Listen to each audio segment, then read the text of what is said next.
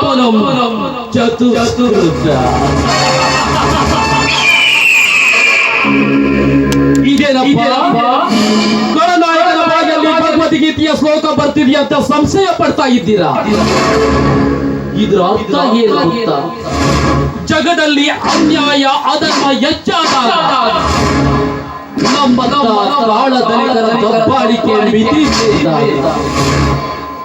ದೇವರಾದವನು ಯಾವುದಾದರೂ ರೂಪದಲ್ಲಿ ಹುಟ್ಟಿ ಬರ್ತಾನೆ.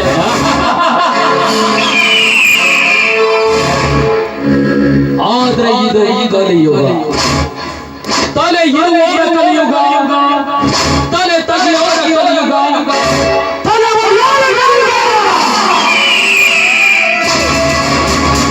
ಅಂದ್ರೆ ದೇವರು ಹುಟ್ಟೋದಂದ್ರೇನು? ನಮ್ಮ ಖಳನಾಯಕರನ್ನ ಮಟ್ಟ ಹಾಕೋದು.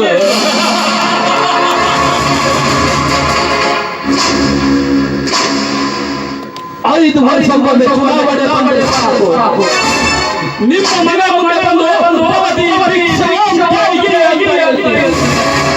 ಆದ್ರೆ ನಮಗೆ ತಿನ್ನೋದಕ್ಕೆ ಅನ್ನ ಇಲ್ಲ ಅಂತಲ್ಲ, ನೀವು ನೀಡೋ ಒಂದು ನೋಟಿನ ಆಸೆಗಾಗಿ ಇಲ್ಲ ಸಗದ ಮಾತನಾಡುತ್ತೀವಿ, ಬಣ್ಣ ಬಣ್ಣದ ಬಣ್ಣನ ಕಟ್ತೀವಿ, ಕುಡಿಯೋದಕ್ಕೆ ಗಂಟೆ ಕಟ್ತೀವಿ, ಕುಡಿಯೋದಕ್ಕೆ ಕಂಡ ಕೊಡ್ತೀವಿ, ಪ್ರಸಂಗ ಬಿದ್ರೆ ಮಗಳ ಮಲಗೋಕ್ಕೆ ಹೆಣ್ಣು ಕೊಡ್ತೀವಿ.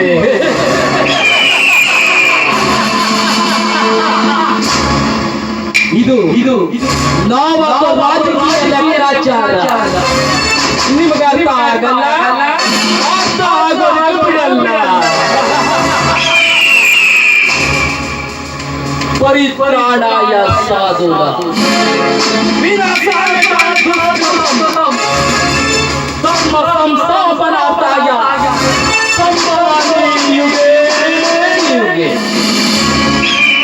ಸಾಧು ಸಂತರನ್ನು ರಕ್ಷಿಸಲು, ದುಷ್ಟರನ್ನು ನಾಶ ಮಾಡಲು, ಸದಾಚಾರ ರೂಪವಾದ ಧರ್ಮವನ್ನು ಪ್ರತಿಷ್ಠಾಪಿಸಲು ಯುಗ ಯುಗದಲ್ಲಿ ಬರುತ್ತೇನೆ ಎಂದು ಶ್ರೀಕೃಷ್ಣ ಭಗವದ್ಗೀತೆಯಲ್ಲಿ ಹೇಳಿದನಂತೆ. ಆದ್ರೆ ಶಿಷ್ಟರನ್ನ ಸೃಷ್ಟಿಸಿ ಅಧರ್ಮವನ್ನು ಪ್ರತಿಷ್ಠಾಪಿಸುವುದಕ್ಕಾಗಿ ಮತ್ತೆ ಯುಗಗಳಲ್ಲಿ ಬರುತ್ತೇನೆ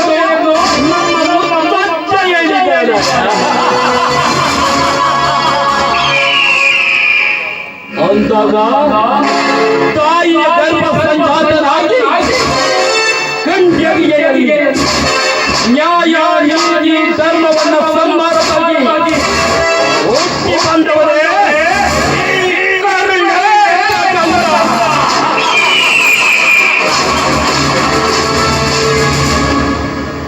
ಬಡವರಾಗಿ ಪಟ್ಟಿಯನ್ನ ನೀಡಿ ಪಟ್ಟಿಯನ್ನು ಹಾಕಿ ಅವರ ಎಲ್ಲ ಕೈವಶವಾಗಿ ಮಾಡಿಕೊಂಡು ಸಕಲ ಐಶ್ವರ್ಯದ ಸದನದಲ್ಲಿ ಸಂಭಾವಿತದಂತೆ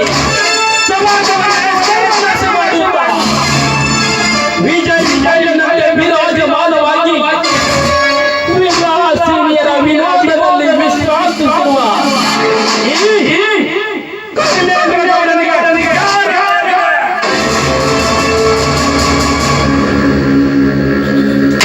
ಈ ಊರಲ್ಲಿ ಈ ಕರುಣೇಂದ್ರ ಗೌಡರಲ್ಲಿ ಅಲೆ ನನ್ನ ಅಲೆಗೆ ಹತ್ತವಾಗಿ ಯಾರು ಉತ್ತರವನ್ನು ಕೊಟ್ಟರೆ ಕೊಲೆ.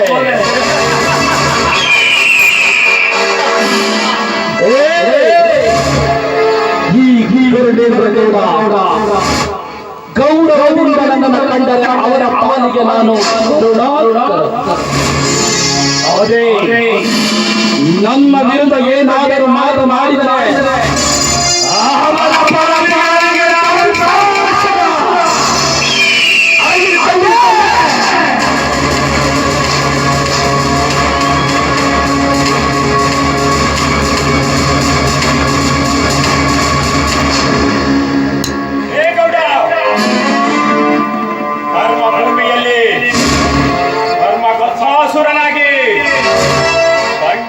ಹೆಣ್ಣು ಮಕ್ಕಳ ಬದುಕನ್ನೇ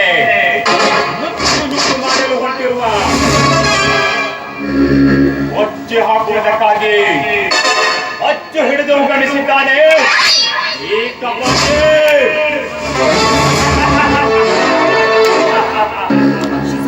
ಹೇ ಗೌಡ, ಬಡವ ದಲಿತರ ರಕ್ತ ಹೀರಿ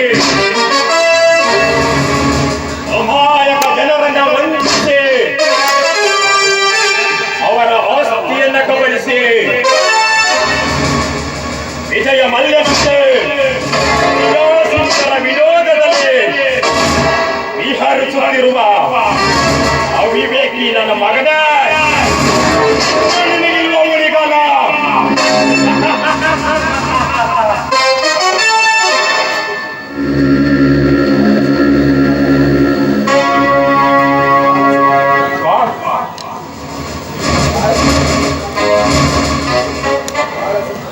ಕಾಳ ಸರ್ಪದಂತೆ ಕಾಟ ಕೊಟ್ಟು ಕಾನೂನಿಗೆ ವಂಚಿಸಿ ಕಾರಣೀಕರ್ತರಾಗಿ ಕಾಳಧನಿಕರಿಗೆ ಮೋದಿಜಿ ಕೊಟ್ಟರು ಸರ್ಜಿಕಲ್ ಅಸ್ತ್ರ.